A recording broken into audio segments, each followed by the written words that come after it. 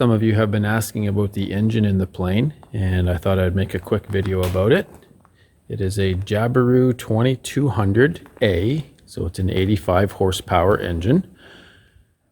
As you can see, it's not much to it. It's pretty small, pretty lightweight, which is why it's mounted so far forward. If you've ever seen a Jabiru with a cowling off that's powered by a 912, you'll notice that the engine is right up against the firewall because the 912 is quite a bit heavier. So to keep the weight and balance proper with this one, it has to be moved out quite a ways. So that's what it looks like under the cowling. This is the oil cooler. Then the cylinder heads are air cooled with ram air. This is the starter on the top. It's a direct drive, so no gearbox. We have the alternator, for lack of a better word. It's not an alternator, but it's the electricity generator back here. And this also is what, if I understand it correctly, is what times the sparks for the spark plugs. These are sensors, I believe, and there's little magnets on here. And when the magnet passes, that makes it spark, or maybe that's down here. I don't know. Like I said, I'm not much of an engine guy, especially Jabirus. I'm very unfamiliar with them, but I'm learning.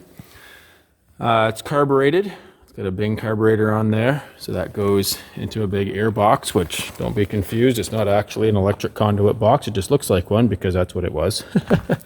And then that attaches to the outside of the cowling where the fresh air goes in to power the engine. And then this gets attached as well. And this comes, this goes through this shroud here, which picks up heat from the exhaust. And then that gets pushed from there into here. And then there's a valve here that if I open it, all of the hot air goes into the cabin. And if I close it, all of the hot air goes through this hose instead and just gets dumped out underneath. So that's how we keep the cabin heated. This is a oil overflow reservoir. So the oil system has to be vented because oil expands as it heats up. And so it has to be able to go somewhere. Most airplanes just have an open hose down here, and then you get the bottom of your airplane all full of oil. So this one, we have, it catches all of that, and it's vented, of course, so that's where it vents it to, and it catches all of the crud and crap and stuff, and then we just drain it every couple of flights. Those are the engine mounts. This is how we check the oil. There's a little flap on the cowling. Open that up, and it allows us to access the oil there. Solenoid, voltage regulator, and battery is up there. Kind of nice to have a nice little shelf here. You can put your tools when you're working on the airplane. Don't really do that. You'll forget them in there. The bungee is starting to get worn, so that is on our list of things to rectify, but it's still good. Nothing wrong with that. That's just that moves up and down and allows the front wheel to have some suspension. What we did notice when we pulled the cowling off was that. That's no good. So that's been like that for a while, we suspect.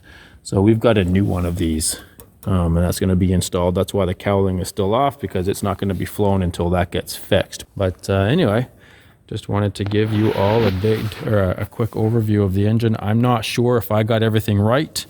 I guess these are distributor caps down here.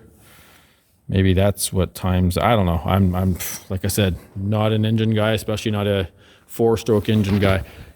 Put me in front of a 2-stroke and I can tell you all about it. I'm a 2-stroke engine guy. I'm not a 4-stroke engine guy. So anyhow, that is the engine on the Zenith. So if you have any questions, pop them down in the comments below and I'll tell you to Google it because I have no idea.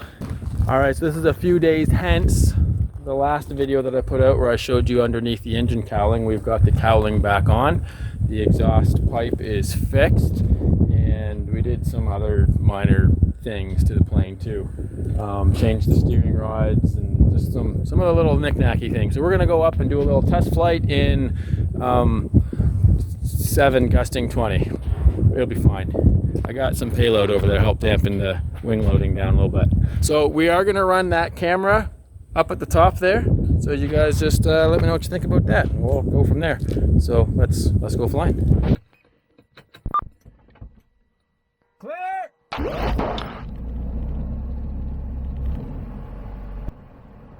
Hello? Turn the magic button on. Oh, that's yours. There we go. Turn my magic button on. What? Hate you. I'm not going to be doing a super short takeoff. I want to keep the nose down a little longer to accelerate before we climb up through the gusts. Wind's coming right across. Yeah.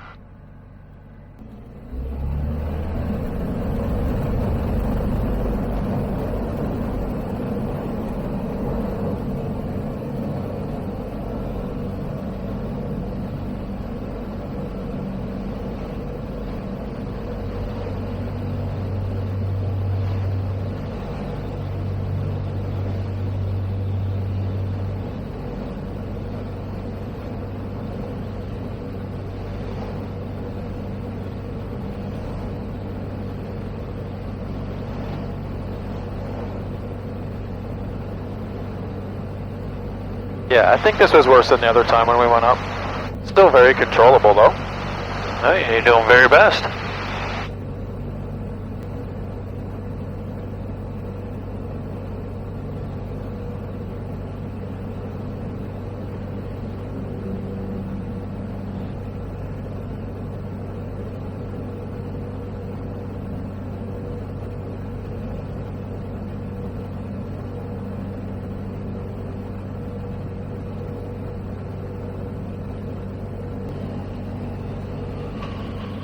Oh, that camera's still on back there.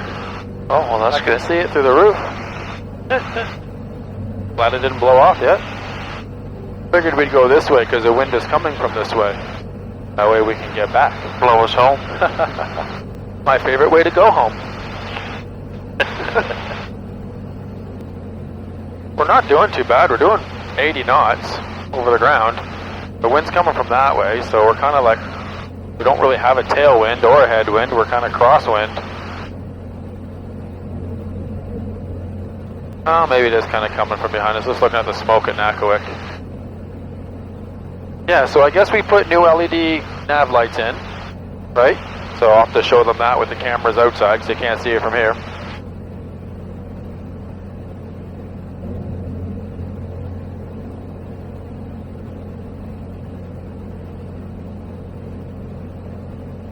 And then we put the tail cam on. We put new steering rods on. I bent the old ones. I'm a little hard on them, I guess. Fixed the exhaust. Put a new fuel gauge in because that one wasn't working. Is that all we did today? Beautiful. Well, there's your update. Now you know what we did. So you don't think we would have gone up in the Beaver today? Well, might have. I definitely wouldn't be in that today. Negative. Now, I mean, we still have to land this thing, so we'll see how that goes. But the takeoff wasn't that bad.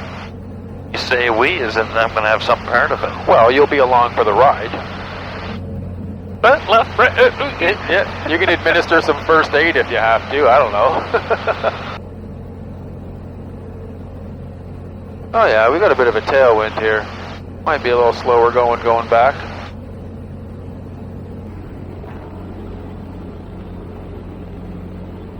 Nakawik Mill.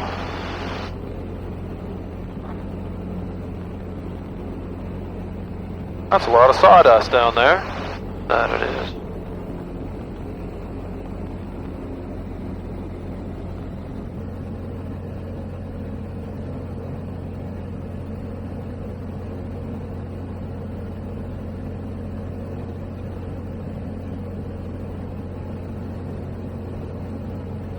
Well, let's see what our ground speed is on the way back now. I got 55. That's beaver speeds right there.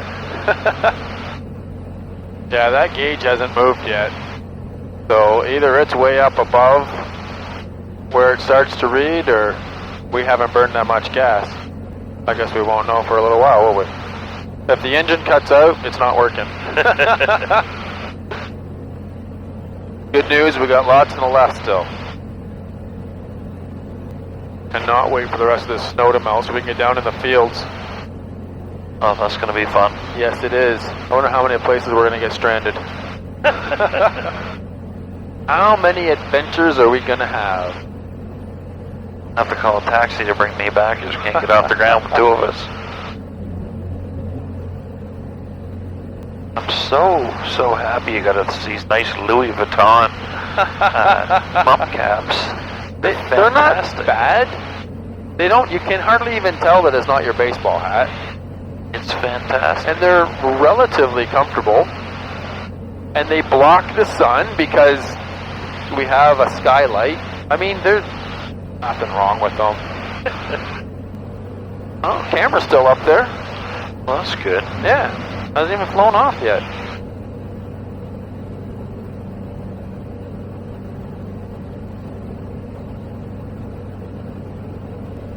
So we are supposed to go past the airport and turn around, come back, cross midfield, and do our circuit. Oh, yeah? Alternatively, you can go straight in. It's not recommended, but it's not illegal either. It's just not the safest practice you can do. If you do the whole circuit, if there's somebody else in there, you have a better chance of seeing them. If there's somebody up without a radio, which they would be a moron to be up at all today. I mean, look at us. So I think we'll just do the old straight in. Yeah, this might be an interesting landing. I'll clap for you if you make it. Oh, good. I'm holding you to that. Boys stock traffic, Mike Echo Mike, 3 mile final, runway 31, full stop, Woodstock. So what's that, all the turbulence coming off that mountain? Yeah.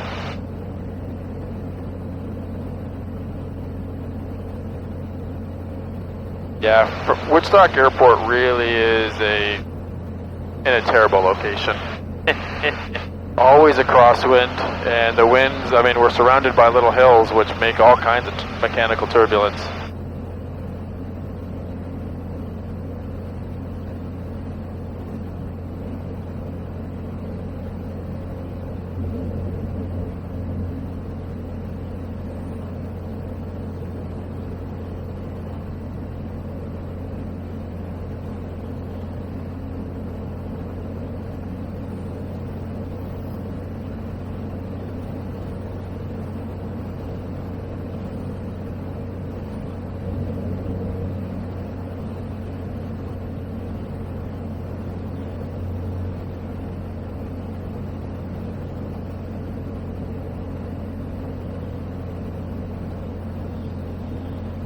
Woodstock traffic, Mike Echo Mike, final 3-1, full stop, Woodstock.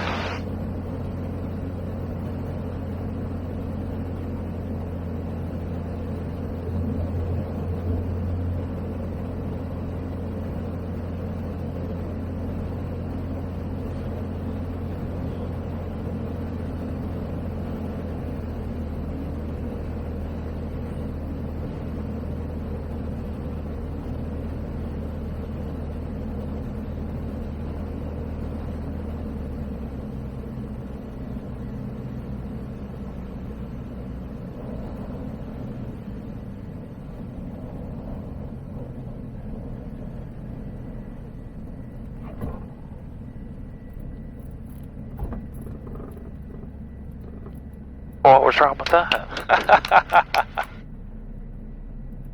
That's what I don't like about the direct drive steering though. I had my crosswind correction in with the rudder, and then when the nose wheel comes down, it jerks it over.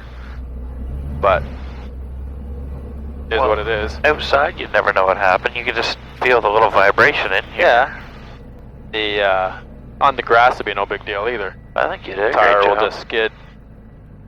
Woodstock traffic, Mike Echo Mike, backtracking 3-1, Woodstock. Woodstock traffic, Mike Echo Mike, clear runway 31, Woodstock.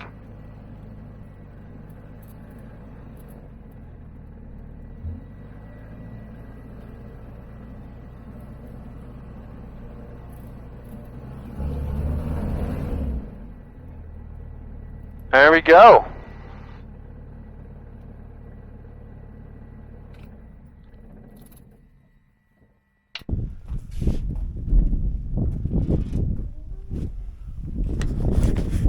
It's still on too.